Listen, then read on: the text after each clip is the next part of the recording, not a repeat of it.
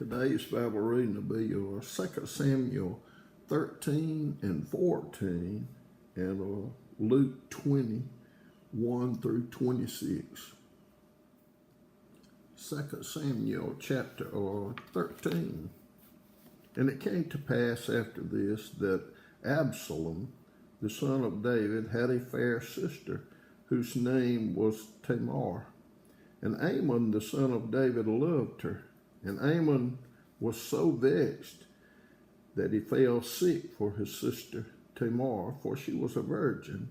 And Amnon thought it hard for him to do anything to her. But Amnon had a friend whose name was Jonadab, the son of Shemiah, David's brother. And Jonadab was a very subtle man. And he said unto him, Why art thou, being the king's son, lean from day to day? Wilt thou not tell me? And Amnon said unto him, I love Tamar, my brother Absalom's sister. And Jonadab said unto him, Lay thee down on thy bed, and make thyself sick.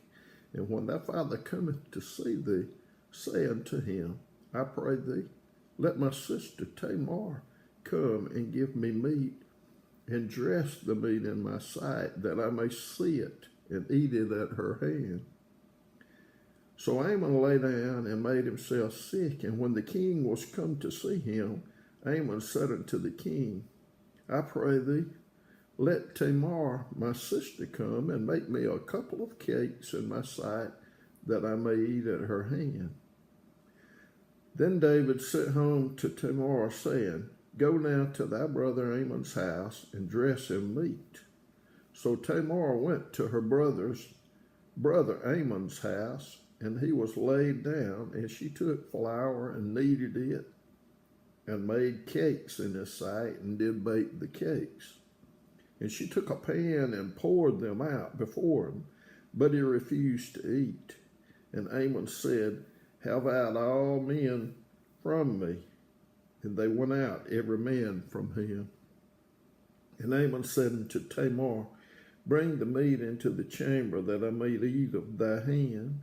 And Tamar took the cakes which she had made, and brought them into the chamber to Amnon, her brother. And when he had brought them unto him, and when she had brought them unto him to eat, he took hold of her, and said unto her, Come lie with me, my sister. And she answered him, Nay, my brother, do not force me, for no such thing ought to be done in Israel. Do not thou this folly. And whither shall I cause my shame to go? And as for thee, thou shalt be as one of the fools in Israel. Now therefore I pray thee, speak unto the king, for he will not withhold me from thee. Howbeit he would not hearken unto her voice, but being stronger than she, forced her, and lay with her. Then Amnon hated her exceedingly, so that the hatred wherewith he hated her was greater than the love wherewith he had loved her. And Amnon said unto her, Arise, be gone. And she said unto him, There is no cause. This evil in sending me away is greater than the other that thou didst unto me. But he would not hearken unto her. Then he called his servant that ministered unto him, and said, Put now this woman out from me, and bolt the door after her. And she had a garment of divers colors upon her, for with such robes were the king's daughters that were virgin apparelled. Then his servant brought her out and bolted the door after. And Tamar put ashes on her head, and rent her garments of divers colors that was on her, and laid her hand on her head, and went on crying. And Absalom, her brother, said unto her, Hath Amnon thy brother been with thee? But hold now thy peace, my sister, he is thy brother, regard not this thing. So Tamar remained desolate in her brother Absalom's house. But when King David heard of all these things, he was very wroth, And Absalom spake unto his brother Amnon, neither good nor bad, for Absalom hated Amnon, because he had forced his sister Tamar. And it came to pass after 2 full years that Absalom had sheep shears in Baal Hazor, which is beside Ephraim. And Absalom invited all the king's sons. And Absalom came to the king and said, Behold, now thy servant hath sheep shears. Let the king, I beseech thee, and his servants go with thy servant. And the king said to Absalom, Nay, my son, let us not all now go, lest we be chargeable unto thee. And he pressed him, howbeit he would not go, but blessed him. Then said Absalom, If not, I pray thee, let my brother Amnon go with us. And the king said unto him, Why should he go with thee? But Absalom pressed him that he let Amnon and all the king's sons go with him. Now Absalom had commanded his servants, saying, Mark ye now, when Amnon's heart is merry with wine, and when I say unto you, Smite Amnon, then kill him. Fear not. Have not I commanded you? Be courageous and be valiant. And the servants of Absalom did unto Amnon as Absalom had commanded. Then all the king's sons arose, and every man gat him up upon his mule and fled. And it came to pass, while they were in the way, that tidings came to David, saying, Absalom hath slain all the king's sons, and there is not one of them left. Then the king arose and tare his garments, and lay on the earth, and all his servants stood by with their clothes rent.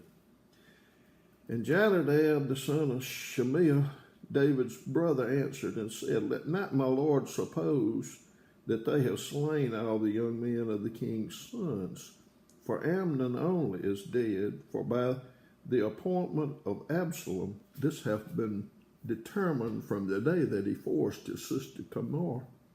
Now therefore let not my lord the king take the thing to his heart, to think that all the king's sons are dead, for Amnon only is dead.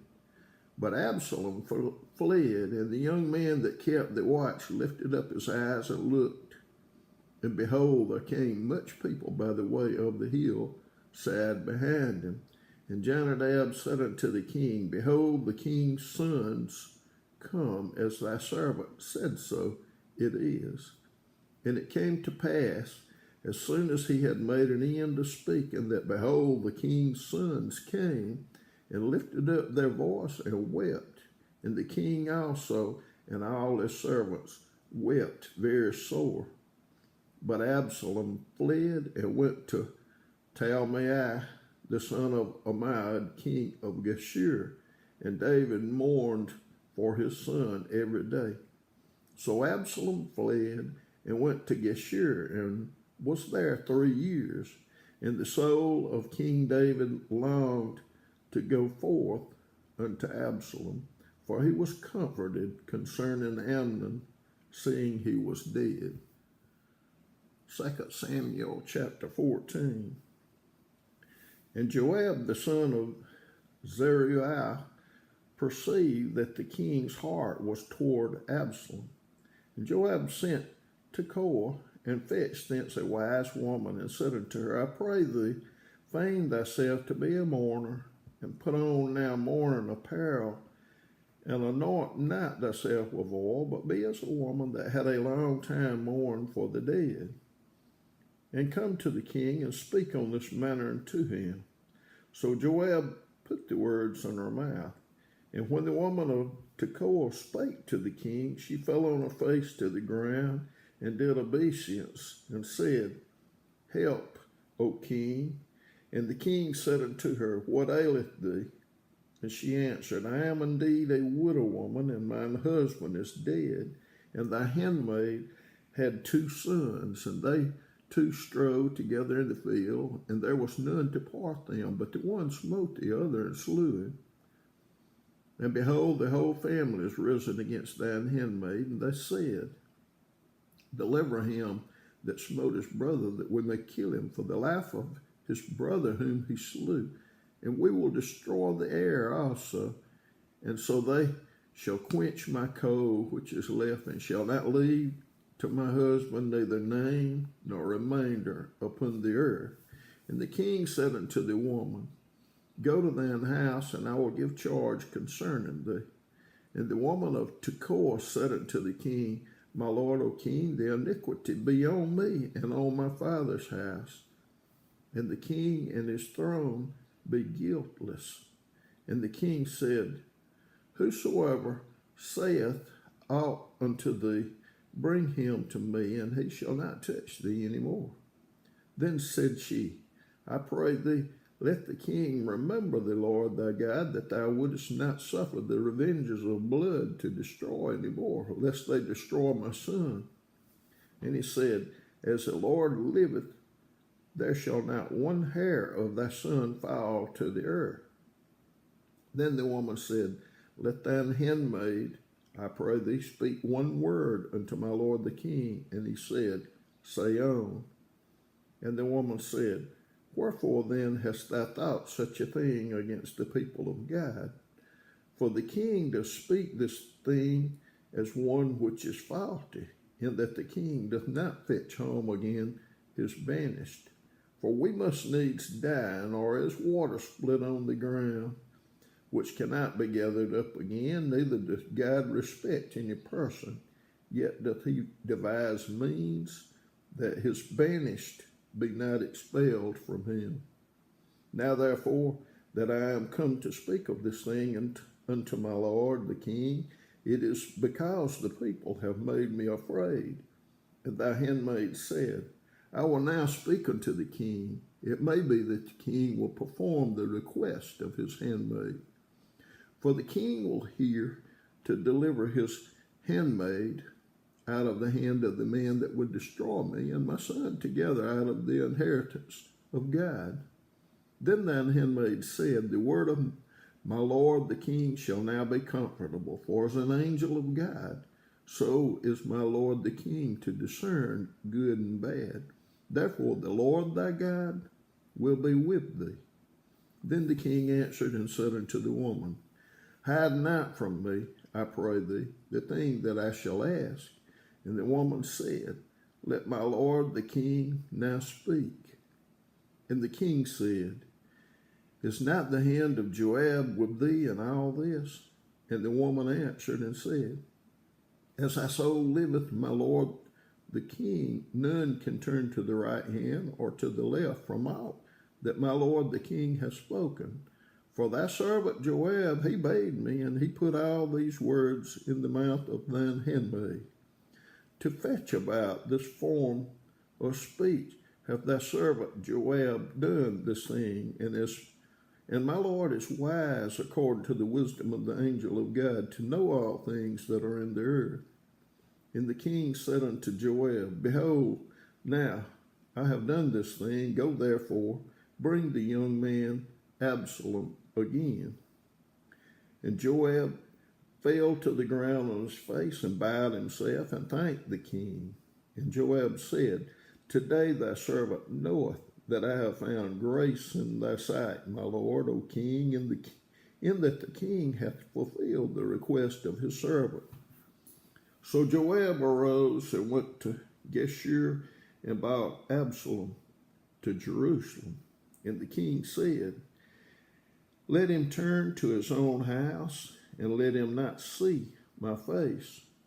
So Absalom returned to his own house and saw not the king's face. But in all Israel there was none to be so much praised as Absalom for his beauty. From the sole of his foot even to the crown of his head, there was no blemish in him. And when he polled his head, for it was at every year's end that he polled it, because the hair was heavy on him. Therefore he polled it. He weighed the hair of his head at 200 shekels after the king's weight.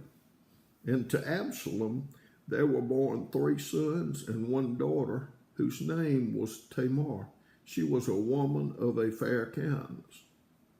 So Absalom dwelt 2 full years in Jerusalem, and saw not the king's face. Therefore Absalom sent for Joab to have sent him to the king, but he would not come to him. And when he sent again the second time, he would not come. Therefore he said unto his servants, See, Joab's field is near mine, and he hath barley there. Go and set it on fire. And Absalom's servants set the field on fire. Then Joab arose and came to Absalom unto his house, and said unto him, Wherefore have thy servants set my field on fire?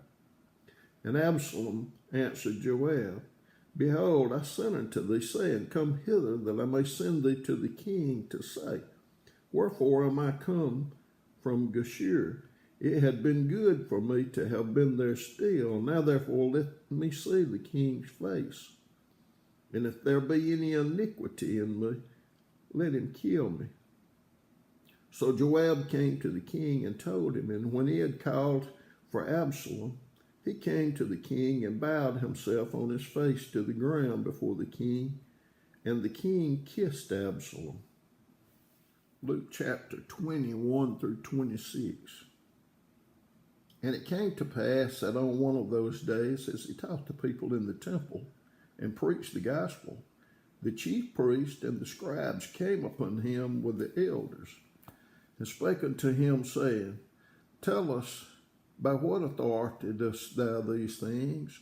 Or who is he that gave thee this authority? And he answered and said unto them, I will also ask you one thing, and answer me. The baptism of John, was it from heaven or of men? And they reasoned with themselves, saying, If we shall say from heaven, he will say, Why then believed ye him not? But if we say of men, all the people will stone us, for they persuaded that John was a prophet. And they answered that they could not tell whence it was. And Jesus said unto them, Neither tell I you by what authority I do these things. Then began he to speak to the people this parable. A certain man planted a vineyard, and led it forth to husbandmen, and went into a far country for a long time. And at the season he sent a servant to the husbandman, that they should give him of the fruit of the vineyard. But the husbandman beat him, and sent him away empty. And again he sent another servant, and they beat him also, and entreated him shamefully, and sent him away empty. And again he sent a third, and they wounded him also, and cast him out. Then said the Lord of the vineyard, What shall I do? I will send my beloved son. It may be they will reverence him when they see him. But when the husbandmen saw him, they reasoned among themselves, saying, This is the heir. Come, let us kill him, and the inheritance may be ours. So they cast him out of the vineyard and killed him. What therefore shall the Lord of the vineyard do to them? He shall come and destroy these husbands, and shall give the vineyard to others. And when they heard it, they said, God forbid. And he beheld them and said, What is this then that is written? The stone which the builders rejected, the same has become the head of the corner. Whosoever shall fall upon that stone shall be broken, but on whomsoever it shall fall, it will grind him to powder. And the chief priests and the scribes the same hour sought to lay hands on him, and they feared the people, for they perceived that he had spoken this parable against them. And they watched him, and sent forth spies, which should feign themselves just men, that they might take hold of his words, that so they might deliver him unto the power and authority of the governor. And they asked him, saying, Master, we know that thou sayest and teachest rightly, neither acceptest thou the person of any, but teachest the way of God truly. Is it lawful for us to give tribute unto Caesar, or no? But he perceived their craftiness, and said unto them, Why tempt ye me? Show me a penny. Whose image and superscription hath it? They answered and said, Caesar's. And he said unto them, Render therefore unto Caesar the things which be Caesar's, and unto God the things which be God's.